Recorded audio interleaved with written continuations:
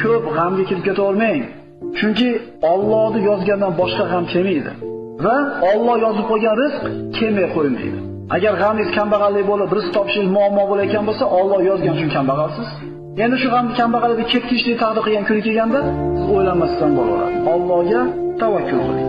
Ali ibn Abi Talib quyidagi bir chiroyli bir hikmatli so'zi bor. Bilingki, ajalingizdan bir soat ham o'zib keta olmaysiz.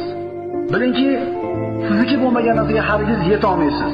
Va bilingki, vaqt 2 kunlik vaqt. Bir kun sizni foydangizga bo'ladi ba'zida kun, ba'zida siz ziyoningizga bo'ladi. Va dunyo ham aylanib turadi.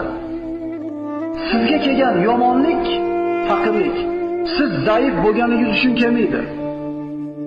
Zaif bo'lsangiz ham, zaif bo'lmasangiz ham kelaveradi. Endi sizga kelgan bir yomonlik quvvatli bo'lmaganligim uchun keldi deyishingiz ham noto'g'ri. Quvvatli bo'lsangiz ham Alloh taqdir qilgan kunda musibat kelaveradi. Quvvatsiz bo'lsangiz ham musibat kelaveradi.